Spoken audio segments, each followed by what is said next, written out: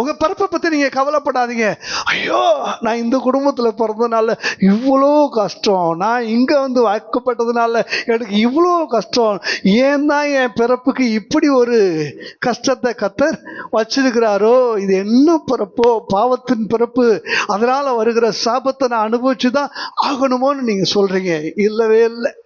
பாவத்தின் பிறப்புக்கு ஆண்டவர் சொல்லக்கூடிய ஒன்று, அந்த பாவத்தினுடைய பிராயச்சித்த பலி நானே இருக்கும்போது நீ உன் பாவத்தை பற்றி, உன் பாவமும் அல்ல, உன் தகப்பன் தாய் பாவமும் அல்ல, இவன் பாவமும் அல்ல, இவன் பெற்றோர் செய்த பாவமும் அல்ல, என் கிரியைகள் அவனுக்கு இருக்கு, சிலுவையில நான் செய்து முடித்த கிரியைகள் அவனுக்கு இருக்கு, அதனால அவனுக்கு ஒரு வாழ்க்கை இருக்கு. ஹல்லேலூயா, ஹல்லேலூயா. அவனை எல்லாரும் எப்படி பாக்குறாங்க?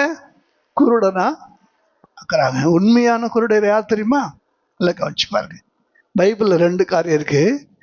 மத்தேயு 15:14 வாசிச்சு பாருங்க. மத்தேயு 15:14 குருடருக்கு வழிகாட்டுகிற குருடர். சரி, இன்னொரு இடத்துல சொல்லுவார், மரித்தோர் தங்கள், இந்த மாதிரி எங்கேயாவது நீங்க கேள்விப்பட்டுக்கிறீங்களா? சத்தவனை எப்படி அடக்கம் பண்ண முடியும்? குருடனுக்கு எப்படி வழிகாட்ட முடியும்? இந்த இடத்துல தான் நீங்க ஒண்ணு தெளிவா புரிஞ்சுக்கணும். சில பேர் என்ன செய்யறாங்கன்னா, ஆவியில ஆண்டவரோட உறவு இல்லைனாலே அவங்களுக்கு பேர் என்னதான்? கிறிஸ்துவனுக்கு ஜீவன்.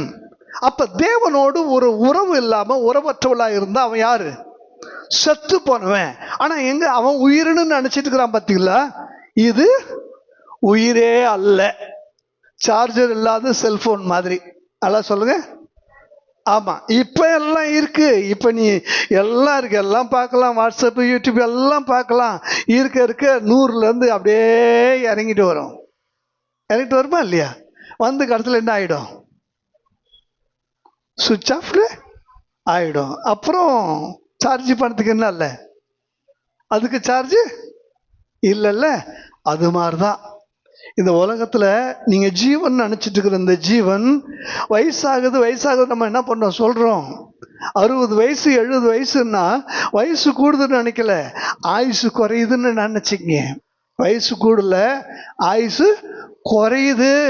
இது குறைஞ்சிடும், ஒரு நாள் சுத்தமா என்ன ஆயிடும்? முடிஞ்சிடும். அதுக்கப்புறம் என்ன இருக்கு யோசிச்சு பாருங்க. அப்ப உயிரோடு இருக்கிறன்னு நினைச்சிட்டு இருக்கிற நிறைய பேர் இன்னைக்கு உயிரோடு அல்ல. காரணம், கிறிஸ்து தான் ஜீவன், இயேசு தான் அவங்களுக்கு உயிர்.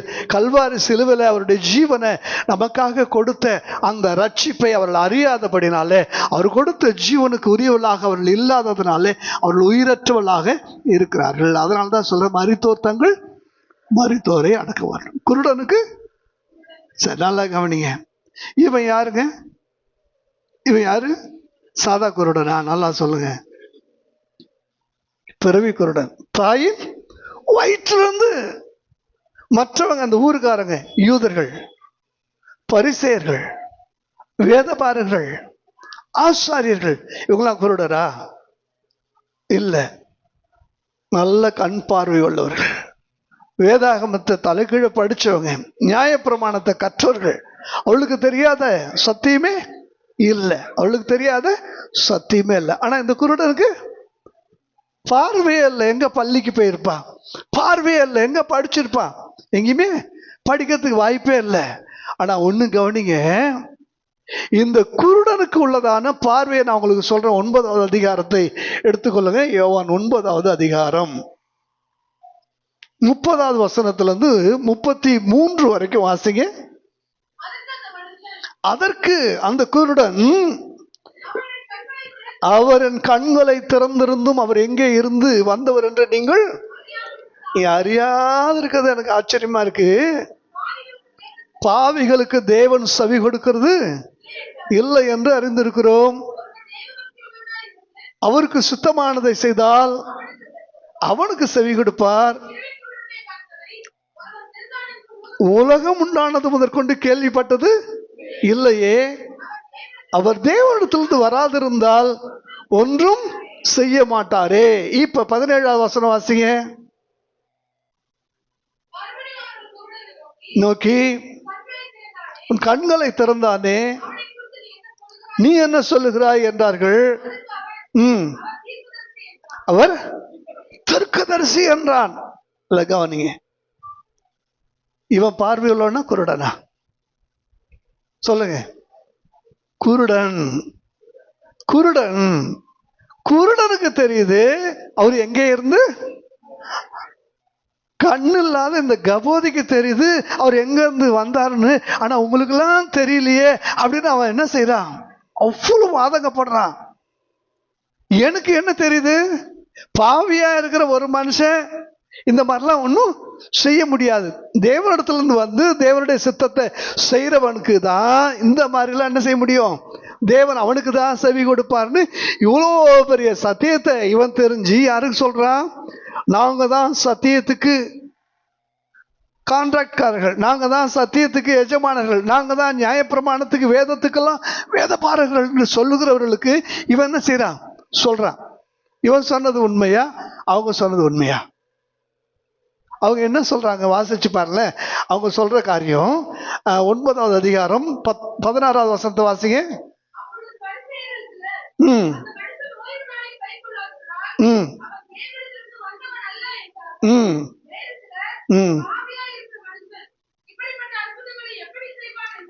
இப்ப யார் சொல்றா? யூதர்கள் சொல்றாங்க. அவன் ஓய்வு நாள் என்ன செய்யல, கை கொள்ளல, அதனால எங்க இருந்து வரல, தேவனிடத்துல இருந்து. எப்படி பாருங்க, எதை பாக்குறாங்க? செயலை தான் என்ன செய்யறாங்க. ஒருவருடைய செயலுக்கு வெளி தோற்றத்தினுடைய பார்வையில நீங்க பூசுகிற வர்ணம் அல்ல, அதுக்கு பின்னால உள்ள நோக்கத்தை பார்க்கிற பார்வை உங்களுக்கு இல்ல. அல்லேலூயா.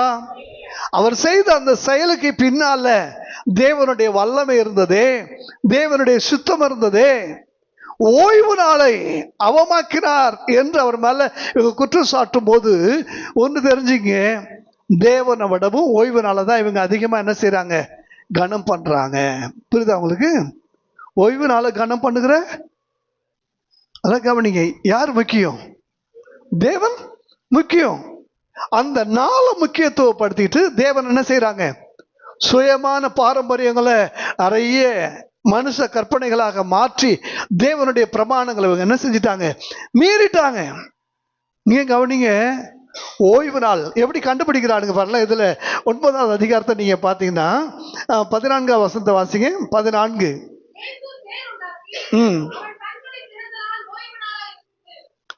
கண்களை திறந்த நாள். கொஞ்சம் யோசிச்சு பாருல, எவ்வளவு கால்குலேட் பண்றாங்க. அவனை கூப்பிட்டு வராங்க. அன்னைக்கு நீ எங்க இருந்த, அன்னைக்கு என்ன கிழமை, அன்னைக்கு என்ன நடந்துச்சு. இந்த சிபிஐ, இந்த டிடெக்டிவ் ஏஜென்சியை விட உனக்கு மோசமான ஆள்கள் இந்த யூதர்கள் கரெக்டா கண்டுபிடிச்சானுங்க. அது என்ன நாள் முடிஞ்சு போச்சு. இப்ப எது பெருசா தெரியல, அற்புதம் பெருசா தெரியல, ஆண்டவர் பெருசா தெரியல, இவங்களுக்கு எது பெருசா தெரியுது? எனக்கு பிரியமான தேவனுடைய பிள்ளைகளே, அந்த குருடனுக்கு கிடைச்ச பார்வை, அவனுக்கு கிடைச்ச நன்மையை பார்த்து ஊருக்காரங்க சந்தோஷப்பட்டுக்கணும், மனசார அவனை வாழ்த்தி இருக்கணும். உறவுக்காரங்க அவனுக்கு கிடைச்ச அந்த பெரிய அற்புதத்தை எண்ணி தேவனை மகிமைப்படுத்திருக்கணும். அதான் உண்மை. ஆனா அவனுக்கு கிடைச்ச நன்மையை எண்ணி ஒருபோதும் ஆண்டவருக்கு என்ன செய்யல. இப்ப யாரை குற்றப்படுத்துறாங்க? ஆண்டவரே குற்றப்படுத்துறாங்க. ஆண்டவரே குற்றப்படுத்த. ஓய்வு நாள்ல நீங்க எப்படி செஞ்சது சரியா? புரியுதா உங்களுக்கு? நீங்க நான் சொல்றேன், நீங்க ஆசீர்வதிக்கப்படும் பொழுது நல்லா தெரிஞ்சுக்கங்க, உங்க கூட இருக்கிறவங்களே அதை என்ன செய்ய மாட்டாங்க, விரும்ப மாட்டாங்க. உறவுக்காரங்களே அதை என்ன செய்ய மாட்டாங்க. இவனுக்கு எப்படி அப்படியே வயிறு என்ன செய்யும், இவனுக்கு எப்படி இது கிடைச்சது, இது எப்படி இவனுக்கு கிடைச்சது, திடீர்னு எப்படி இவன் பார்க்கறான், திடீர்னு எப்படி புது வண்டி, புது வீடு, புது இதெல்லாம் சொல்லுவாங்கல்ல, இவனுக்கு எப்படி இப்படி புதுசா எல்லாம் வந்துச்சுன்னு சொல்லி ஒரு பெரிய ஆச்சரியம். நான் ஒண்ணு சொல்றேனே, உங்களை கர்த்தர் ஆசீர்வதிக்க போகிற அந்த நாள் சமீபமாக இருக்கிறது. உங்களுக்கு கிடைக்க போகிற நன்மையை பற்றி யார் வேண்டுமானாலும் என்ன வேண்டுமானாலும் சொல்லட்டும், நீங்க அதை பத்தி கவலைப்பட வேண்டிய அவசியம் இல்லை. அல்லேலூயா. ஏனென்றால் அது அவரிடத்திலிருந்து உங்களுக்கு வந்தது. அது ஓய்வு நாளில் வந்துச்சு. என்னைக்கு அதெல்லாம் நீங்க என்ன செய்ய, நாள் கிழமெல்லாம் என்ன செய்யாதீங்க. இங்க யாராவது நாள் பார்க்கிறவர்கள், நட்சத்திரம் பார்க்கிறவங்க யாராவது இருக்கிறீங்களா? சொல்லுங்க. அமாவாசையில நான் சாப்பிடவே மாட்டேன். இன்னைக்கு நிறைய பேர் என்ன செய்யறாங்க, நாளும் நட்சத்திரத்தை, சில பிரச்சனைக்கு வீடு மாத்தினா சரியா போயிடும், சில பிரச்சனைக்கு சபை மாத்தினா என்ன ஆயிடும், சரியா போயிடும், சில பிரச்சனைக்கு வாஸ்துப்படி அப்படியே கட்டில் பீரோ மாத்தி போட்டா என்ன ஆயிடும், சரியாயிடும். இப்படி சின்ன சின்ன இடமாற்றம் செஞ்சா பிரச்சனை என்ன ஆயிடும். அப்படியா? ஒண்ணுமே இல்லைங்க. அவன் உட்கார்ந்து இருந்தான், இடத்த மாத்தவே இல்லை. அங்க ஆண்டவர் வந்தார் பாருங்க. அல்லேலூயா சொல்லுங்க. அல்லேலூயா. அவன் உட்கார்ந்த இடத்துக்கு இப்ப 3 காரியம் நான் உங்களுக்கு சொல்ல போறேன். 3 காரியத்துல எதுல அற்புதம் இருக்குன்னு நீங்க கரெக்டா சொல்லுங்க. 6வது வசனத்தை வாசிங்க. 6வது வசனம்.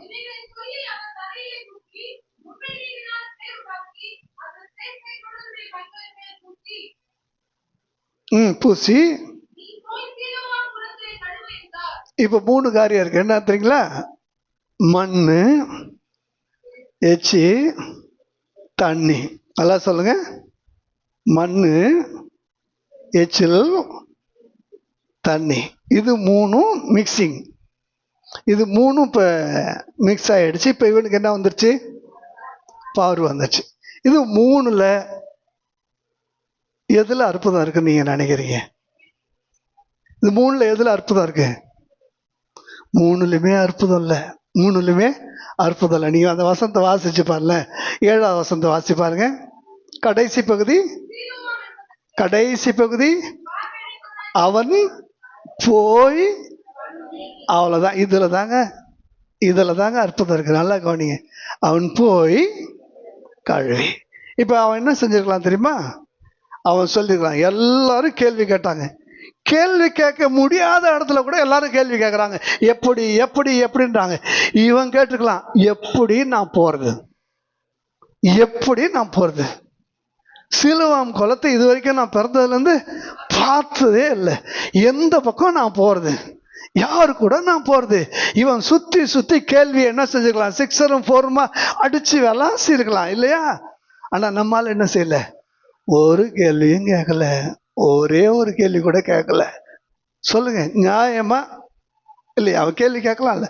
ஒரு குருடனை பார்த்து அவங்கிட்ட ஒரு அட்ரஸ் கொடுத்து, நீ போய் இந்த அட்ரஸ்ல போய் நீ என்ன செய், இதை செய், இதை வாங்கிட்டு வா, இதை விசாரின்னு சொன்னா எப்படி இருக்கும் சொல்லுங்க? நல்லா இருக்குமா? ஆண்டவர் சில சமயத்துல செய்யறத பார்த்தா நமக்கு ரொம்ப விகற்பமா, ஏன் இப்படி பண்றாரு. ஒருத்தன் படுத்திருக்கிறான், 38 வருஷமா படுத்திருக்கிறான். எதுக்காக படுத்திருக்கிறான்? எப்படியாவது நான் சுகமாயிடணும்னு சொல்லி. அவங்கிட்ட அவர் கேட்கிறாரு, நீ சுகமாக? கொஸ்டின் தான் இது.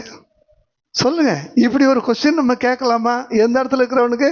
இப்போ ஆஸ்பத்திரியில் டாக்டர்கிட்ட நீங்கள் போறீங்க, டாக்டர் உங்களை பார்த்து கேட்குறாரு, ஏம்மா உனக்கு வாழறதுக்கு ஆசை இருக்கான்னு கேட்குறாரு. ஓங்கி அரைஞ்சிட்டு, அதுக்காக தான் நான் இங்கே வந்திருக்கிறேன், இல்லை எதுக்காக கேட்போமா? கேட்க மாட்டோமா? யார் கேட்கக்கூடாதோ அந்த கேள்வி என்ன செய்யப்படுது. இந்த குருடை நிறைய கேள்வி கேட்கலாங்க, அவனுக்கு உரிமை இருக்குது. ஏன்னா அவனுக்கு என்ன இல்லை, கண்ணே இல்லை, பிறவி குருடன். பாருங்க, ஒரு பிறவி குருடன் சொல்றான், ஒவ்வொரு விடியலும் விடியும் என்று காத்திருந்தேன், பிறவி குருடன் என்பதை அறியாமல். ஒவ்வொரு விடியலும் விடியும் என்று காத்திருந்தேன் நான், பிறவி குருடன் என்பதை அறியாமல். இன்னொரு குருடன் சொல்றான், உங்க ராத்திரியை விடவும் எங்க பகல் அதிக இருட்டு, உங்க ராத்திரியை விடவும் எங்கள் பகல். இதெல்லாம் நீங்க அந்த வார்த்தைக்கு பின்னால போய் நின்று பார்த்தீங்கன்னா தான் உங்களுக்கு அந்த வலி, எந்த வலிக்கு பின்னால இருந்து அது வந்துச்சுன்னு உங்களுக்கு தெரியுங்க. இந்த குருடன் ஒரு கேள்வி கூட, நான் ஏங்க போனோம், இப்ப நீங்க யோசிச்சு பாருங்க. இப்ப அவர் என்ன சொன்னாரு, நீங்க அந்த பகுதி வாசி பாருங்க. 7ஆம் வசனத்துடைய கடைசி பகுதி வாசிங்க. முதல் பகுதி வாசிங்க. என்ன கவனிங்க, நீ போய் சிலுவம் குளத்துல கழுவு, பார்வையடைவான்னு சொன்னாரா? இங்கே சுகம் சொல்லப்பட்டதா?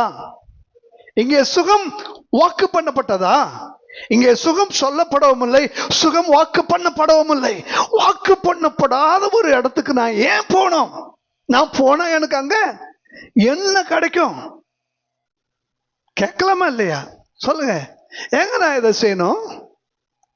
இதை செய்யறதுனால எனக்கு என்னங்க பிரயோஜனம்? கேட்கலாமா இல்லையா? கேட்கலாம்.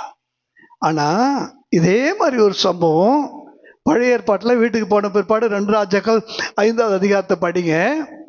ஒரு தேசத்தினுடைய தளபதி, அந்த தேசத்தினுடைய இராணுவத்தை வழி நடத்தக்கூடியதான ஒரு மா வீரன், ஒரு பராக்கிரமசாலி, அவனுக்கு குஷ்டரோகம். அவனுக்கு என்னது? குஷ்டரோகம். அவன் ஃபுல்லா ட்ரெஸ்ஸை அப்படி முழுக்கை சட்டை மாதிரி ஃபுல்லா போட்டுட்டு, ஏன்னா வெளியில தெரிஞ்சிடக்கூடாது சொல்லிட்டு எப்படி இருக்கிறான் இருக்கு. அவனுக்கு குஷ்டரோகம்ன்றது யாருக்கு மட்டும்தான் தெரியும். ஆமா. அப்பதான் அந்த வீட்டுல உள்ள ஒரு புள்ள பாக்குறா, அவனுக்கு என்னது? குஷ்டம்னு. அப்ப சொல்றா, எங்க ஊருக்கு போனா அங்க தீர்க்கதரிசி இருக்கிறாரு, அவர் என்ன செஞ்சிருவாரு? இங்க தீர்க்கதரிசி சொல்றாரு, என்ன சொல்றாரு? நீ போய் யோர்தான்ல 7 தரம் முழுகு, அப்பொழுது இங்கே சுகம் சொல்லப்பட்டது, இங்கே சுகம் வாக்கு பண்ணப்பட்டது. சுகம் சொல்லப்பட்ட பிற்பாடும், சுகம் வாக்கு பண்ணப்பட்ட பிற்பாடும் அவனுடைய திமிர் என்ன சொல்றான்? எங்க ஊர்ல இதை விட சிறப்பான நதிகள் இருக்கு. நான் கழுவி நான் முழுகி சுத்தமாகிறதுக்கு எங்க ஊர்ல ஆப்னா இருக்கிறது, பர்பார் இருக்கிறது, இந்த யோர்தான்ல நான் ஏன் முழுக வேண்டும் என்று சொல்லி போறான். கோச்சிட்டு போறான். கோச்சிட்டு போகும்போது கூட இருந்த சிலர் சொல்றாங்க, தகப்பனே ஒரு பெரிய காரியத்தை அவரு உங்களுக்கு சொல்லி இருந்தால், ஏமே மலைக்கு மேல போய் நீங்க என்ன செய்யுங்க, ஒரு கொடி கட்டுங்க, ஒரு பலிபீடம் கட்டி 7 ஆட்டை பலி கொடுன்னா செய்வீங்களா? செய்ய மாட்டீங்களா? செய்வீங்கல்ல. உங்களால முடியும்ல. முடியாத காரியத்தை செய்ய சொன்னா கூட உங்களால செய்ய முடியும்னா நீங்க இருக்கிற அந்தஸ்து அப்படிப்பட்ட ஒரு அந்தஸ்து. ஆனா ஒண்ணுமே இல்லை, எல்லாருக்கும் ஈஸி. போய் யோர்தான்ல போய் அதுக்குன்னு இப்ப நீங்க இன்னும் ஒரு 1000 கிலோமீட்டர் பயணிக்க வேண்டிய அவசியமே இல்லை. அந்த போற வழியில தான் என்ன செய்யுது இருக்குது. அதுல முழுகாம சின்ன காரியத்தை தானே சொன்னார், ஒன்றும் பெரிய விஷயம் இல்லைல்ல. சும்மா செஞ்சுதான் பாருங்களேன். செஞ்சானா 7 தரம் முழுகினப்ப கிடைச்சுதா? கவனிங்க, வாக்கு பண்ணப்பட்ட சுகத்தையே அந்த ஒரு கோபம், அந்த ஒரு அவனால் அதை என்ன செய்ய முடியல, ஏற்றுக்கொள்ள முடியல. அப்படி அதை ரிஜெக்ட் பண்ண விரும்புறான். ஆனா இந்த இடத்துல பாருங்களேன், இயேசு அவனுக்கு சுகத்தை வாக்கு, நீ பார்வை அடைவாயாக, நீ சுகமாவாயாக, நீ சொஸ்தமாவாயாக, ஒரு வார்த்தை கூட இந்த குருடனை பார்த்து அவர் சொல்லவே இல்லைங்க. அல்ல புரிஞ்சுங்க, ஒரு குருடன் போய் தேடி தட்டு தடுமாறி அந்த சீலவாம் குளத்தை கண்டுபிடிச்சு தண்ணியை எடுத்து அவன் என்ன செய்யணும்? கழுவணும். எந்த நம்பிக்கையில கவனம்? இவன் பார்வை உள்ளவன். நல்லா புரிஞ்சுங்க, இவன் பார்வை இல்லாதவன் நீங்க நினைக்கிறீங்க. இவரு கண்ணை தொட்டோன்னு புரிஞ்சிருச்சு, அவர் தீர்க்கதரிசி, அவர் மேசியா, அவர் இயேசு, அவர் கிறிஸ்து. அந்த ஒரு தொடுதல்ல கண்ணே இல்லாம உணர்ந்தா பாருங்க. யோசிச்சு பாருங்க. வஸ்திரத்தினுடைய ஓரத்தை தொட்ட உடனே அவ இயேசுவை பார்க்கல, இயேசுடைய முகத்தை கூட என்ன செய்யல, பார்க்கல. பின்னாக வந்து வஸ்திரத்தினுடைய வார்த்தை என்ன செஞ்சா? தொட்டா. அவருடைய பார்வையில படாத இவளுக்காக ஒரு வல்லமை என்ன செஞ்சது? புறப்பட்டதே. யோசிச்சு பாருங்க. அவளாவது இயேசுவை பற்றி அறிந்து வந்து தொடுகிறார். ஆனா இவனுக்கு இயேசுவை பற்றியே தெரியவே தெரியாது. இன்னொன்னு, இயேசு அன்னைக்காவது இந்த வழியா வருவார், தாவீதின் குமாரனே எனக்கு இறங்கும்னு சொல்லி நான் கத்தணும், அப்பெல்லாம் எந்த ஒரு ஸ்கிரிப்டும் அவன் ரெடி பண்ணி வச்சுட்டுலாம் உட்காந்து வெயிட் பண்ணவே இல்லை. இவங்கிட்ட தானாவே ஒருத்த திடீர்னு என்ன செய்யறாரு? வராரு. போகும்போது பிறவிக்குருடனை கண்டு, புரியுதா உங்களுக்கு? துப்பி சேர் உண்டாக்கி கொண்டது நான் சொல்றேன். அவர் துப்புனதுலயோ அந்த மண்ணுலயோ அந்த சீலவம் குளத்துலயோ அற்புதம் இல்லைங்க. அந்த காரியத்தை அவன் போய் நம்பி போய் விசுவாசம், பார்த்தீங்களா? அதுலதான் அற்புதம் இருக்கு. கரங்களை தட்டி கத்திர மகிமைப்படுத்துவோமா? இப்ப இந்த பைபிள்ல இருக்கிற வசனங்களுக்குள்ள வல்லமை இல்ல. இதை வாசிக்கும் போது விசுவாசிக்கிறவங்களுக்கு இருதயத்துக்குள்ளதான் அந்த வல்லமை வரும். அல்லேலூயா. யோசிச்சு பாருங்க. அடிக்கடி யோசிப்பேன். வனாந்தரத்துல 3 நாள் இயேசு பேசுறார். 5000 புருஷர்கள், மனைவிகள், பிள்ளைகள் எல்லாம் நீங்க சேர்த்தீங்கன்னா கிட்டத்தட்ட 25,000 பேருக்கு மேல இருக்கிறாங்க. இப்ப 3 நாள் கழிச்சு ஆண்டவர் சொல்றார் சீசல்ட்ட, இவங்களுக்கு என்ன கொடுங்க? ஆகாரம். என்ன ஆண்டவரே காமெடி பண்றீங்க? வனாந்தரத்துல போய் சாப்பாடு கொடுன்னா இதெல்லாம் நடக்கிற விஷயமா? நம்ம கிட்ட கஜானாவில் இருக்கிறது எவ்வளவுதான்? 300 பணம் தான் இருக்கு. 300 பணத்துக்கு வாங்கினா கூட இதுல நம்ம என்ன செய்ய முடியாது, சமாளிக்க முடியாது. என்ன பண்றது? இப்ப நீ சொல்ற ஆண்டவர் எல்லாரையும் 50 பேரா 100 பேரா என்ன செய்யுங்க, உட்கார வைங்கன்னு சொன்னார். இப்ப 3 நாள் பசியோடு இருக்கிறவன் உட்கார வச்சா என்ன போடணும்? சாப்பாடு போடணும், இலை போடணும்ல, அட்லீஸ்ட் இலையாவது போடணும்ல. என்ன இல்ல, இலையில எதுவுமே இல்லை. எதுக்குப்பா உட்காந்து கேட்பானா? கேட்க மாட்டானா?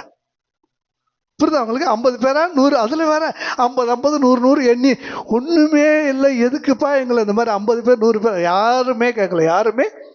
அப்படியே உட்காந்தாங்க. ஏன்னா சொன்னவர் யார்? சொன்னவர் இயேசு.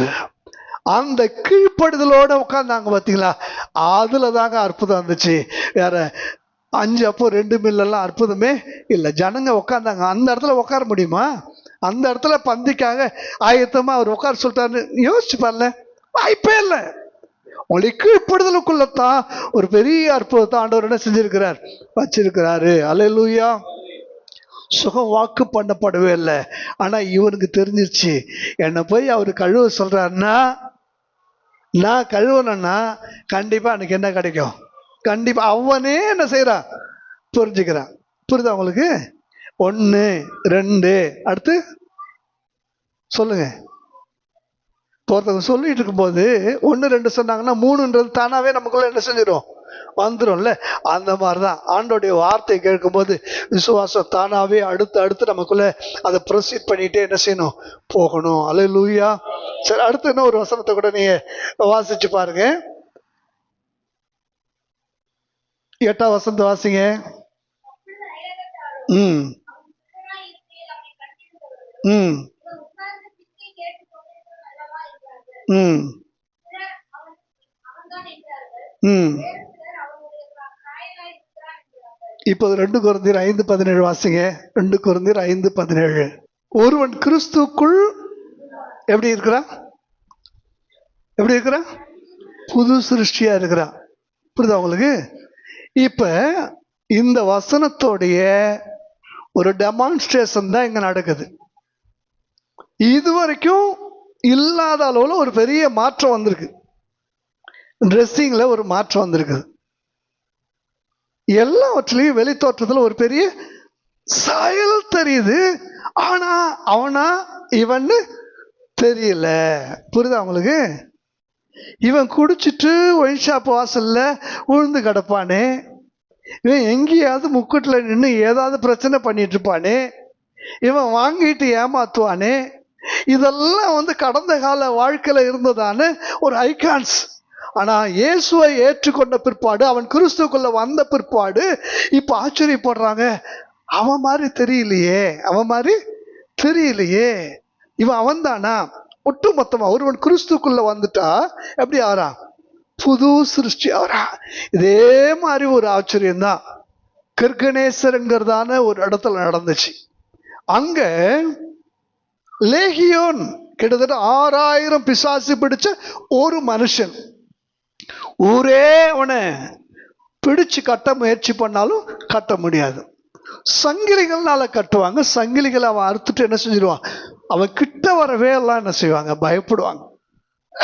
அப்படிப்பட்டதான ஒரு சாதாரண மனுஷன் 6000 பிசாசு அவனுக்குள்ள இருக்கிறதுனால ஒரு அமானுஷ்யமான ராட்சச மனுஷன். புரிஞ்சுங்க, உருவம் சாதாரணமா தான், ஆனா அவனுடைய செயல்கள்லாம் பயங்கரமான, இரும்பை வளைக்கத்தக்கதாக, சங்கிலிகளை அறுக்கத்தக்கதான ஒரு பயங்கரமான ஒரு பிசாசனுடைய அந்த வல்லமை.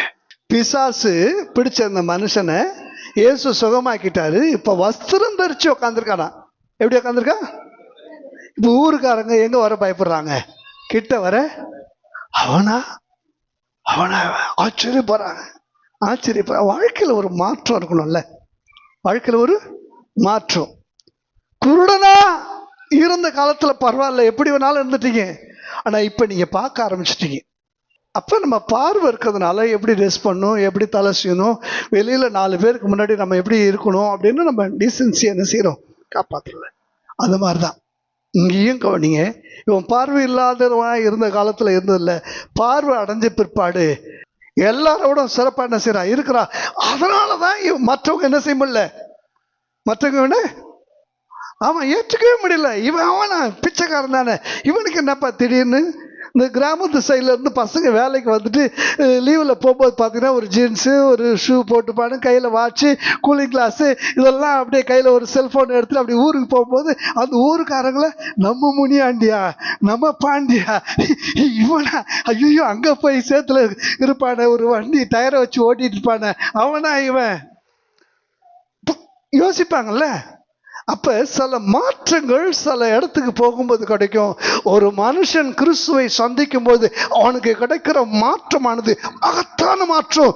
ஊரே பார்த்து நம்ப முடியாத ஒரு வெறும் மாற்றத்தை ஆண்டவர் எனக்கு கொடுத்தார். அல்லேலூயா சொல்லுவோமா? ஹல்லேலூயா. இன்னொரு பகுதி நீங்க வாசிச்சு பாருங்க, 12வது வசனத்தை வாசிச்சு பாருங்க. 12வது வசனம்.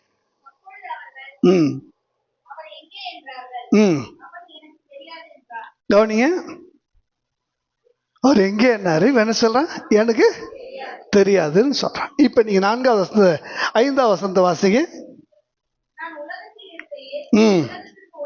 உலகத்துக்கு ஒளியாய் இருக்கிறேன் என்றார், இவைகளை சொல்லி இப்ப குருடனுக்கு வெளிச்சமாய் இருந்தார். நல்லா கவனிங்க, உலகத்துக்கு ஒளியாய் இருக்கிறேன் என்று இவைகளை சொல்லி அங்கே குருடனாய் இருந்த ஒருவனுக்கு ஒரு ஒளியாய் இருக்கிறார், வெளிச்சமா இருக்கிறார். நல்லா புரிஞ்சுங்க. அது வரைக்கும் இவன் கண்ணில் என்ன இல்லை, பார்வை இல்லை, வெளிச்சம் இல்லை. அந்த வசனத்தை சொன்ன பிற்பாடு இப்ப இவன் கண்ணில் என்ன இருக்குது, வெளிச்சம் இருக்கு, பார்வை இருக்கு, ஒளி இருக்குது. இப்ப ஊர்ல எல்லாம் கேக்குறாங்க, அவர் எங்கே என்ன சொல்றான். இன்னைக்கு இவனுக்கு எல்லாமே தெரியறதுக்கு காரணம் யார்தான், இவன் இன்னைக்கு எல்லாத்தையும் கண்ணை திறந்து பார்க்கறதுக்கு கண்ணுக்குள்ள இருக்கிற பார்வையே யார்தான், எல்லாமே உனக்கு இன்னைக்கு தெரியறதுக்கு அவர் தான் காரணம். ஆனா அவரு உனக்கு எப்படி யோசிச்சு பாருங்க. ஆண்டவருடைய பிள்ளைகளுக்கு உழைக்க பலன்,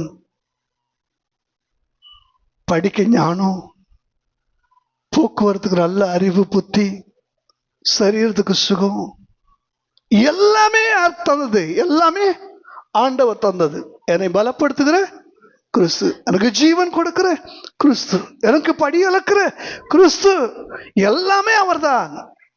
ஆனா இன்னைக்கு அவரை நமக்கு அவரே தெரியல, அவரே தெரியல, அவரு தெரியல. அதான் வாசிச்சு பாருல, இதே 9வது அதிகாரத்துல கேட்கிறா பாருல, 36ஆம் வசனம் வாசிங்க.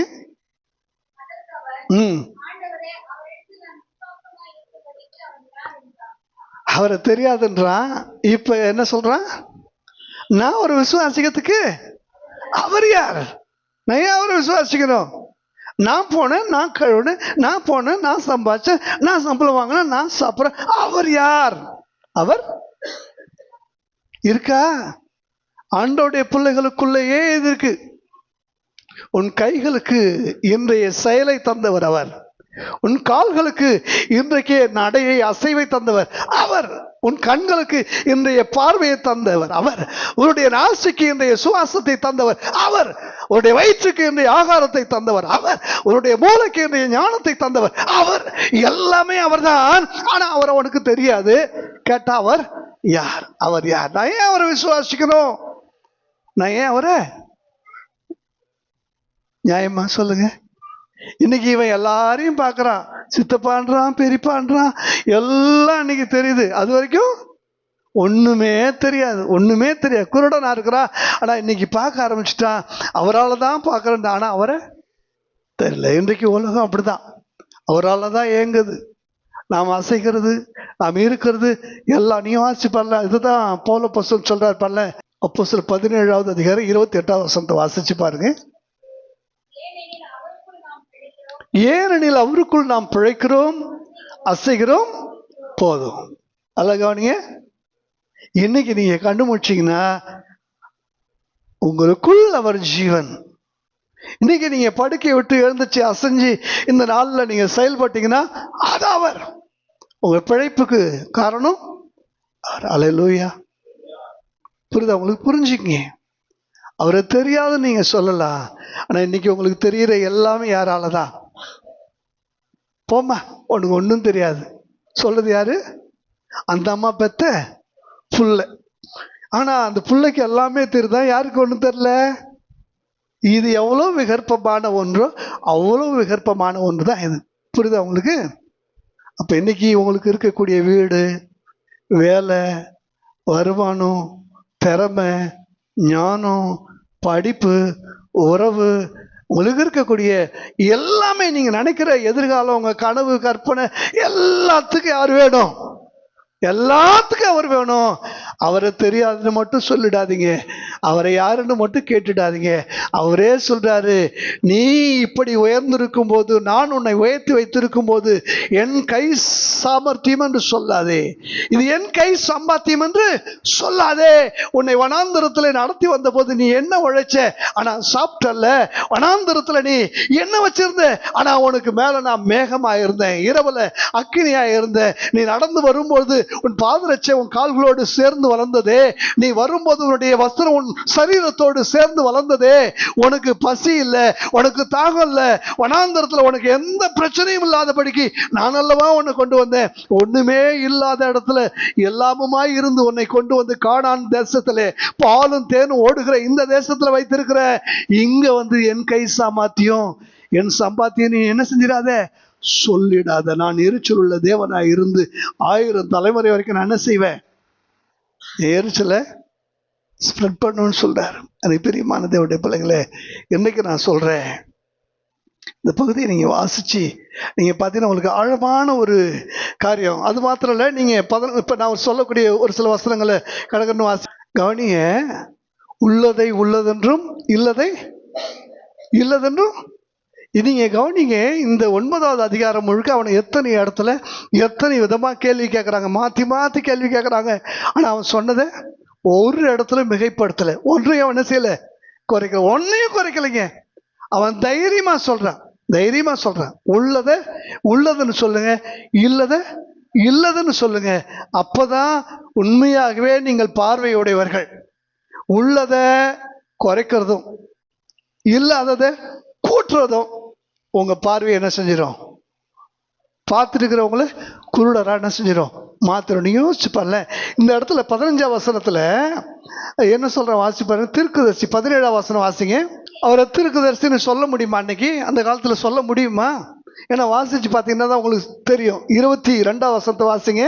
யூதர்களுக்கு பயந்ததினால் இப்படி, ஏனெனில் இயேசுவை கிறிஸ்து என்று, அதாவது தீர்க்கதரிசி கிறிஸ்து மேசியா என்று எவனாவது அறிக்கை பண்ணினால் யூதர்கள் அதற்கு முன்னமே, எதுக்கு முன்னமே, இந்த சம்பவம் நடக்கிறதுக்கு முன்னாலேயே இது யாருக்கு தெரியும்? இவங்க அப்பா அம்மாவுக்கும் தெரியும், இவனுக்கும் தெரியும். அவங்க அப்பா அம்மா தப்பிச்சுட்டாங்க. எதனால தப்பிச்சாங்க? யூதர்களுக்கு பயந்ததுனால. ஆனா இவன் என்ன செய்யல, பயப்படாம சொன்னா, அவர் தீர்க்கதரிசி என்று சொன்னா. அல்லேலூயா சொல்லுமா? அவர் தீர்க்கதரிசி, ஆண்டவருக்காக வைராக்கியம் பாராட்டி அவன் அப்படி சொன்னா. சொன்னதுனால என்னாச்சு நீங்க வாசிச்சு பாருங்க. 34ஆம் வசனம். முழுவதும் பாவத்தில் பிறந்த நீ எங்களுக்கு என்று அவனை எங்க தள்ளிட்டாங்க? ஊரை விட்டு ஒதுக்கி வச்சுட்டாங்க. அதான் சொல்லுங்க, எங்க விட்டு? ஊரை விட்டு ஒதுக்கி வச்சுட்டாங்க. முழுவதும் பாவத்துல பிறந்த நீ அவரை தீர்க்கதரிசின்னு சொல்றியோ, அவரை நீ கிறிஸ்துன்னு எங்களுக்கு தெரியாதா? அவன் தேவனிடத்திலிருந்து வந்தவன் அல்ல, அவன் பாவி. என் மகனே, நீ தேவனை மகிமைப்படுத்து, அவரை பாவி என்று சொல்லுன்னு சொல்றானுங்க. வாசிச்சு பாருங்க என்னமா நடக்குதுன்னு. நீங்க 24ஆம் வசனத்தை வாசிச்சு பாருங்க. குருடனாயிருந்த மனுஷனை 2ஆம் தரம் அழைத்து நீ தேவனை மகிமைப்படுத்து. ஆமா, என்ன சொல்றாங்க? பாவி என்று நீ அவரை என்ன செய், சொல்லு. நீ சொல்றது யாருக்கு மகிமை? இததான் யோசுவாவுடைய டெக்னிக். நீங்க இப்ப கவனிச்சிருக்கலாம். எரிகோ பட்டணத்துல சாபத்தீடான ஒன்றை கொண்டு வந்து புதைச்சி வீட்டுல மறைச்சு வச்சுட்டான். அவன் பேர் என்னது? ஆகான். இப்ப ஆண்டவர் சீட்டு போடும்போது அந்த பேரை ஆண்டவர் காட்டி கொடுத்துட்டாரு. காட்டி கொடுத்தாலும் ஊரே கூடிடுச்சு. இப்ப ஆகான கூப்பிடுறாங்க. ஆகான கூப்பிட்டு ஜனக்கூடத்துக்கு நடுவுல, என் மகனே, நீ ஆண்டவர் என்ன செய், மகிமைப்படுத்து, நடந்ததை சொல்லு. அப்ப இவன் ஆண்டவரை மகிமைப்படுத்துறான். தான் பாவின்னு யாரை மகிமைப்படுத்துறான்? ஆண்டவரை மகிமைப்படுத்துறான். எல்லாரும் கல்லால் அடிச்சு அந்த இடத்துல ஒரு பெரிய கற்குவியல் என்ன செஞ்சுட்டாங்க. பைபிள் நீங்க படிச்சிருந்தா தெரியும். அதே டெக்னிக்கை தான் இன்னைக்கு எங்க கொண்டு வராங்க. என் மகனே, நீ தேவனை மகிமைப்படுத்த, அவன் பாவின்னு சொல்லு, இல்லைன்னா இங்க உன் மேல என்ன இருக்கும்? அதே போல ஒரு கற்குவியலுங்க உன் மேல என்ன செய்யும். எவ்வளவு பெரிய பயங்கரம், எவ்வளவு பெரிய மிரட்டல், பயமுறுத்தல். நீங்க அந்த ஊர்ல இருந்தா, ஊர் கட்டுப்பாடு தெரிஞ்சா மட்டும்தான் இந்த பகுதி உங்களுக்கு எவ்வளவு அவரை தீர்க்கதரிசின்னு சொல்லிட்டு ஒருவனும் என்ன செய்ய முடியாது, தப்பிக்க முடியாது. அதனாலதான் அப்பா அம்மாவே என்ன செய்யறாங்க, பயந்து அமைதியா இருக்கு. எங்களுக்கு ஒன்றும் தெரியாதுங்க, அவன் வயசுக்கு வந்தவன், அவனுக்கு பதில் சொல்லக்கூடிய அளவுக்கு வேணும் தெரியும், நீ யார்கிட்ட கேளுங்க, அவங்ககிட்டே கேளுங்கன்னு அழகா என்ன பண்றாங்க, சொல்றாங்க. யோசிச்சு பாருங்க இது பிரியமான தேவனுடைய பிள்ளைகளே. அப்படியானால் எவ்வளவு அந்த சுகம் பெற்ற உடனே எவ்வளவு ஆழமா அவரை தீர்க்கதரிசின்னு தான் உயிருக்கு கூட பயப்படாதபடிக்கு அவன் வைராக்கியம் பாராட்டி உலகத்துக்கு காண்பிச்சா. கொஞ்சம் யோசிச்சு பாருங்க. அல்லேலூயா. இப்ப என்னாச்சு, சொன்ன மாதிரி அவனை என்ன பண்ணிட்டாங்க, புறம்பே தள்ளிட்டாங்க. இப்ப யோசிச்சு பாருங்க. இப்ப அப்பா அம்மா இவன் ஊருக்கு வெளியில வந்ததுனால இது வரைக்கும் பிச்சை எடுத்துட்டு இருந்தான், பக்கத்துல இல்லை, இப்ப நல்லா ஆயிட்டான், இப்பவாது கூட இருப்பான்னு சொல்லி பார்த்தா இப்போ எங்க இல்ல, கூட இல்லை, எங்க போயிட்டான். நீங்க கிராமத்து சைட்ல யாராவது ஊரை விட்டு ஒதுக்கி வச்சிருந்தா அந்த அனுபவத்தை நீங்க பார்த்துருந்தா தெரியும். அந்த ஊர் மளிகை கடையில ஜாமான் வாங்க முடியாது, பக்கத்து ஊருக்கு தான் போயிட்டு வரணும். நீங்க வயல் வச்சிருந்தீங்கன்னா உங்க வயல்ல களை எடுக்கிறதுக்கு ஆள் இறங்க மாட்டாங்க, நடுநட ஆள் இறங்க மாட்டாங்க, எந்த வேலைக்கு ஆள் இறங்க மாட்டாங்க. நீங்க பக்கத்து ஊர்ல இருந்து என்ன செய்யணும், கூட்டிட்டு வரணும். அந்த ஊர்ல இருக்கக்கூடிய எந்த பைப்லயும் நீங்க தண்ணி எடுக்க முடியாது. ஊருக்கு வெளியில போயிட்டு வேற ஒரு இடத்துல இருந்தா தண்ணி எடுத்துட்டு, இது எவ்வளவு சிரமம்னு ஊர் கட்டுப்பாட்டுல ஊரை விட்டு தள்ளி வச்ச ஒருத்தவங்களுக்கு தான் அது தெரியும். அதை நீங்க புரிஞ்சுக்கிட்டீங்கன்னா இவனுக்கு எவ்வளவு ஆண்டவருக்காக யோசிச்சு பாருங்க. சாதாரண ஒரு மனுஷனா இருந்த ஆண்டவரே, நான் குருடனா இருந்தப்ப கூட நிம்மதியா பிச்சை எடுத்து சாப்பிட்டுட்டு ஒரு மூலையில நான் என்ன செஞ்சேன், உங்களை பார்க்குற வரைக்கும் நான் நிம்மதியாக தானே இருந்தேன். என்னைக்கு உங்களை பார்த்தனோ அன்னைக்கு என் நிம்மதி தொலைஞ்சு போச்சு. என்னைக்கு என் லைஃப்பில் நீங்கள் வந்தீங்களோ அன்னைக்கு என் நிம்மதி என்ன ஆயிடுச்சு, தொலைஞ்சு போச்சு. ஏன் என் லைஃப்பில் வந்தீங்க, ஏன் லைஃப்பில் வந்தீங்க? யோசிச்சு பாருங்க. குருடனுக்குள்ள இந்த கொஸ்டின் வருமா வராதா சொல்லுங்க. இப்போ எங்கே உட்காந்துருக்கான், ஊருக்கு எல்லாம் உட்காந்துருக்கிறான். ஆனால் யோசிச்சு பாருங்க, வசனம் என்ன சொல்லுதுன்னு 35ஆம் வசனத்தை வாசிங்க, கவனிங்க. புறம்பே அவனை தள்ளி விட்டது இயேசு, ஊரை விட்டு ஒதுக்கி வச்ச செய்தியெல்லாம் இயேசுக்கு வருமா? சாதாரண விஷயம் தானே நீங்க நினைக்கிறீங்க. ஆனா இயேசுக்காக ஒரு கலசம் தண்ணீர் கொடுத்தாலும், ஒரு சின்னதா நீங்க வைராக்கியம் பாராட்டினாலும், யோசிச்சு பாருங்க, சின்னதா 3 பேர் பாராட்டின வைராக்கியத்திற்காக 3 லட்சம் இல்ல, ஏராளமான லட்சக்கணக்கான மக்களுக்கு நடுவுல அக்கினியை தேவன் அனலற்றதாக மாற்றினாரே. கரங்களை தட்டி கர்த்தரை மகிமைப்படுத்துங்க.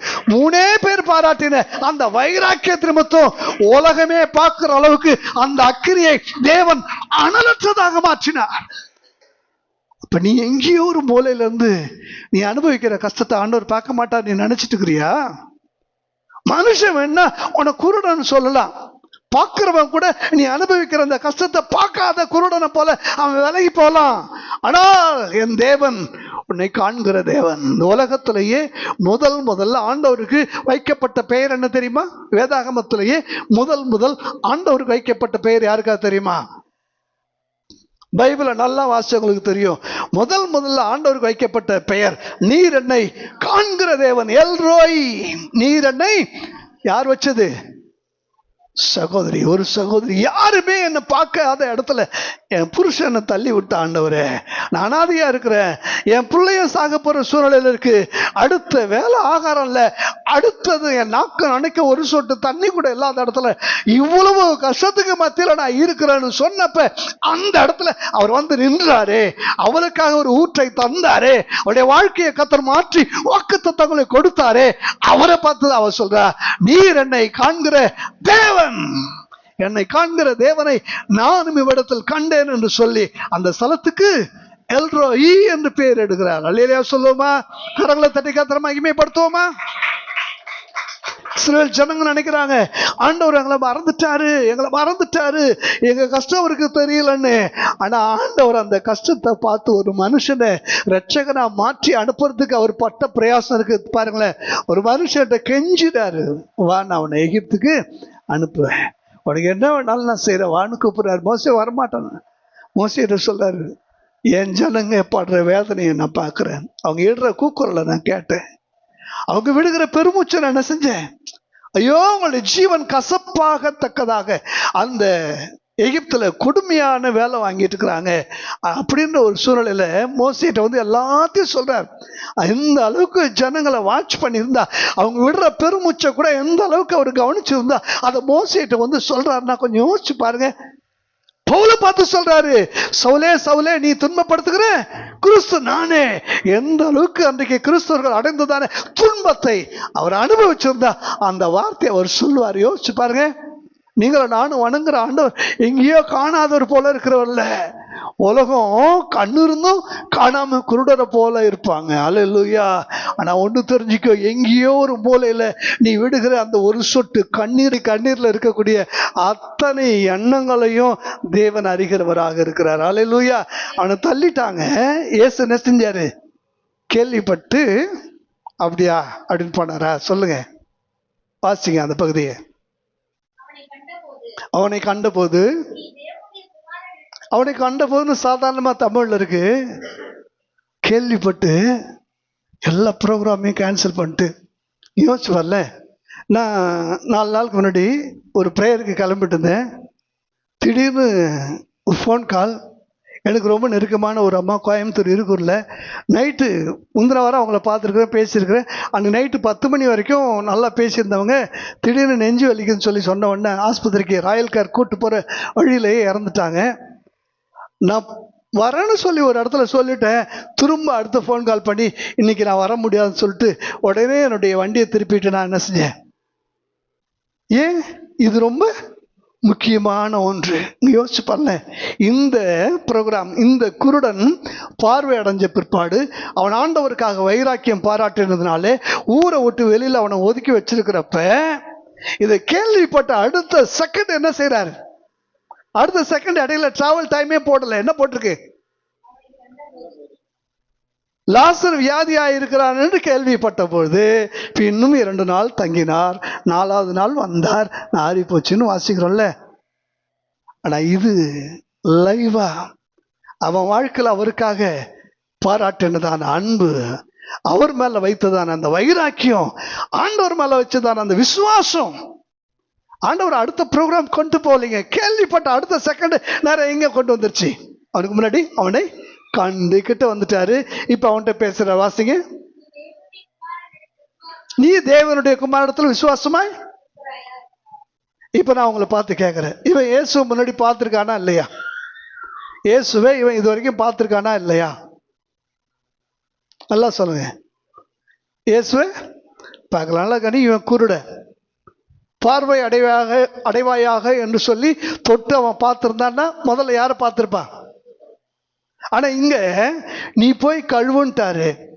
இவன் இயேசு விட்டு எங்க போறான்? அவர் சொன்ன இடத்துக்கு போறான். கழுவிட்டான். இப்ப என்ன கிடைச்சிச்சு? பார்வை கிடைச்சிச்சு. ஆனா பார்வையில யாரு கிடைக்கல? இயேசு கிடைக்கல. பார்வையில இயேசு கிடைக்கல. எல்லாம் கேட்கறாங்க, அவர் யாருன்றான் தெரியாது, அவர் எங்கேன்றாங்க தெரியாது, அவரை பத்தி இவனுக்கு ஒண்ணுமே தெரியல. ஆனா ஒண்ணு உள்ளம் சொல்லுது, அவர் தீர்க்கதரிசி. மனசு சொல்லுது அவர் கிறிஸ்து, அவர் தான் ஜீவன், எல்லாம் சொல்லுது. ஆனா இன்னும் அவன் பார்வையில் அவர் என்ன செய்யல? படல. ஆனா அந்த வைராக்கியத்தினுடைய உச்சக்கட்டத்துல உயிரை கூட ஆண்டவருக்காக கொடுப்பன்னு அவன் துணிஞ்சு ஊரை விட்டு அவனை ஒதுக்கி வைக்கிற அந்த சமயத்துல இப்ப அவர் முன்னாடி நிக்கிறாரு. முன்னாடி நிக்கிறப்ப இவர் யாருன்னு அவனுக்கு தெரியல. அப்ப அவர் கேட்கிறாரு, நீ தேவனுடைய குமாரனிடத்தில்? அது கேட்கிறாரா, நான் அவர் இன்னும் பார்த்ததே இல்லையா, நான் இன்னும். நீர் யார்? அந்த இடத்துல இருக்கிற கொஸ்டின் இப்படி பாத்துங்க. அவர் யாரு, அவர் எங்க இருக்கிறாரு? ஆனா சொன்னாரு, நான் போய் கழுவுனேன், ஆனா அவர் யாருன்னு தெரியல, அவர் எங்க இருக்கிறான்னு தெரியல, ஆனா அவர் தேவனுடைய குமாரன்னு எனக்கு தெரியும், ஆனா அவரை நான் பார்த்ததே இல்லை. எப்படி நான் அவரை கேட்கிறேன். அடுத்த வருஷம் வாசிங்க. நீ அவரை இப்ப இவன் பார்த்துட்டு இருக்கிறான், நீ அவரை கண்டிருக்கிறாய், உன்னுடனே யோசிச்சு பாருல, நானே உயிர்த்ததிலும் ஜீவனுமா இருக்கு. ஆமா ஆண்டவரே, அதெல்லாம் எனக்கு நல்லா தெரியும். சமாரிய ஸ்திரீட்ட உன்னுடனே பேசுகிற நானே அவர். அப்படியா? ஊருக்குள்ள ஓடுறா, அவர் கிறிஸ்து தான், நான் நீங்க என்ன செய்ய. யாருமே அந்த சடனா ஒரு அற்புதம் அவனுடைய வாழ்க்கையில அவனுக்கு ஒரு அற்புதம் நடந்துச்சு. இந்த இடத்துல ஒரு அற்புதம் நடக்குது, நல்லா கவனிங்க. அவன் வாழ்க்கையில ஒரு அற்புதம் நடந்துச்சு, இந்த இடத்துல ஒரு அற்புதம். அடுத்த வசனத்தை வாசிப்பார்ல. உடனே அவன் அடுத்த கொஸ்டினே கிடையாது, அடுத்த கொஸ்டினே கிடையாது. உடனே உன்கிட்ட பேசுறவன் நான் தான்ப்பான்னு சொன்ன பிற்பாடு கண்மூடித்தனமா தெளிவா அந்த வைப்ரேஷன் நல்லா தெரியுது. அன்னைக்கு நான் கேட்ட அதே குரல், அதே மாதிரி பேசுறேன், அவன் கூட பேசுறது நான் தான். உடனே அவன் எந்த சந்தேகமும் இல்லாம உடனே என்ன செய்யறான், உடனே விசுவாசிக்கிறேன். கவனிங்க, இது என்னதுங்க? அர்ப்பணம், அது அற்புதம். நீ ஆண்டோடைய வார்த்தையின்படி நீ செய்யும் பொழுது உனக்கு அற்புதம் நடக்கும். ஆண்டவர் உன்னுடைய பிரச்சனைக்கு நடுவில் உனக்கு முன்னாடி நிற்கும் போது நீ அர்ப்பணம் பண்ணிட்டீன்னா உன் வாழ்க்கை அதுக்கப்புறம் வேற மாதிரி என்ன செஞ்சிடும், மாறிடும். இதோ நான் ஆண்டவருக்கு அடிமை என்று சொல்லி மரியாள் தன்னை அவருடைய வார்த்தைக்கு அர்ப்பணித்த போது அந்த மரியாளுடைய அர்ப்பணத்துல தான் இன்னைக்கு நம்ம எல்லாருடைய ரட்சிப்புமே மலர்ந்திருக்குது. எழும்புவோம் ஆண்டவர் சமூகத்துல. இதை யூதர்கள் கேட்கிறாங்க, அவரோனுக்கு என்ன செய்தார், அவரோனுக்கு என்னப்பா செய்தார், ஏன் இவ்வளவு வைராக்கியம் பாராட்டுற? எனக்கு பிரியமான தேவ பிள்ளையே, உலகம் பார்த்து கேட்கலாம், என்ன பெருசா நீ கண்டுட்ட, சர்ச்சுக்கு போய் என்னத்தை நீ கண்டுட்ட, அவரோனுக்கு என்ன செஞ்சாரு, அவரோனுக்கு என்ன செஞ்சாரு? உலகம் 1000 கேள்வி கேட்கலாம். நீ இவ்வளவு வைராக்கியம் பாராட்டுறியே, நீ ஒரு ஊரையே எதிர்த்து இருக்கிறியே, அவருக்காக ஊரை விட்டு ஒதுக்கி வச்சாலும் பரவாயில்ல, ஜீவனே போனாலும் பரவாயில்லன்னு சொல்லி இவ்வளவு தைரியமா இருக்கிறியே, அவரோட என்ன செய்தா? அவர் எனக்காக கல்வாரி சிலுவையில ஜீவன் கொடுத்தார், அவருடைய கண்களிலே புதிய பார்வையை கொடுத்தார். ஹல்லேலூயா, ஹல்லேலூயா. 2 கரங்களையும் கர்த்தருக்கு நேரா உயர்த்தி 1000 கேள்விகள் நிரம்பி என்னுடைய வாழ்க்கையை இன்றைக்கு ஆச்சரியப்படும்படியான ஒரு வாழ்க்கையாக மாற்றினதே தகப்பனே. எகிப்திலே நம்முடைய ஜனங்கள் பட்ட கூக்குரலை கேட்ட போது மோசேயினிடத்துல இறங்கி வந்தீரே, இங்கே ஒருவன் ஊருக்கு வெளியே உமக்கு பாராட்டின வைராக்கியத்தாலே விட்ட கண்ணீர், பட்ட கஷ்டம், அடைந்த அவமானங்களுக்கு நடுவில் நீர் கேள்விப்பட்டது மாத்திரமல்ல, அவனுக்கு முன்னே நின்று உன்னுடனே பேசுகிறவர் அவர்தான் என்று சொல்லி நீரே அவனுக்கு தரிசனம் கொடுத்தீரே தகப்பனே. இன்றைக்கு உமக்கு வைராக்கியம் பாராட்டுகிற உடைய பிள்ளைகளுக்காக வாங்கப்பா. உடைய பிள்ளைகள் அனுபவிக்கிற கஷ்டங்களை பாருங்கப்பா. உடைய பிள்ளைகளுடைய தேவைகளை உங்க தேவைகளை வச்சிருக்கிறதுக்காக ஸ்தோத்திரம். பிள்ளைகளை குறித்ததான எல்லா உரிமையை நீர் எடுத்துக்கொள்ளுங்கப்பா. இவளுக்காக எல்லாவற்றாலும் நிரப்புங்கப்பா. ஒரு குறைவில்லாதபடிக்கு உடைய பிள்ளைகளுக்கு யாருன்னு தெரியாதுன்னு சொல்லி அல்ல, கேட்கிறவர்கள் அவர்தான் இயேசுன்னு சொல்லணும் ஐயா, நீங்க தான் இயேசுன்னு சொல்லணும்ப்பா. உமக்கு வைராக்கியம் பாராட்டணும் ஐயா, கிறிஸ்து என்று சொல்லணும் தகப்பனே. அப்படிப்பட்ட ஒரு வைராக்கியத்தை தாங்கப்பா. Thank you Jesus. எனக்கு பிரியமான சகோதரனே, எனக்கு பிரியமான சகோதரியே, உலகமே உன்னை கைவிட்டாலும் ஒரே ஒன்ன தள்ளி கட்டுப்பாடு பண்ணி கொண்டாலும் கர்த்தர் உன்னை தேடி வருகிறவன், கர்த்தர் உன்னை தேடி வருகிறவன். சாவின் பக்கத்தில் இருந்தாலும், பசியும் தாகமும் மரணத்துக்கு ஏதுவாக உன்னை நடத்தினாலும், உனக்காக ஊற்றுக்கண்ணை புலக்க உன் பக்கத்துல ஆண்டவர் வருவார். உடைய பார்வையில தான் நீ இருக்கிற, பயப்படாத. உடைய கரத்தினுடைய பிடியில தான் இருக்கிற, பயப்படாத. உடைய பலத்த கரத்துக்குள் அடங்கிரு. ஏற்ற காலத்துல அவர் உன்னை உயர்த்துவார்.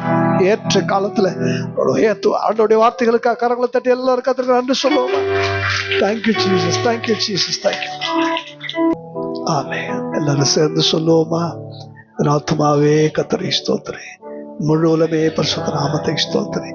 ஆத்துமாவே கர்த்தரை ஸ்தோத்திரி, அவர் செய்த சகல உபகாரங்களையும் மறவாதே. நம்முடைய கர்த்தராகிய இயேசு கிறிஸ்துவினுடைய கிருபையும் பிதாவாகிய தேவனுடைய அன்பும் பரிசுத்த ஆவியாருடைய அந்யோன்ய ஐக்கியமும் இன்றைக்கு அன்றைக்கும் அனைவரோடு கூட இருப்பதாக. Hallelujah, praise Lord, God bless you. ஒரு வாழ்த்துங்கள். கர்த்தர் ஆசீர்வதிப்பாராக. தேங்க்யூ.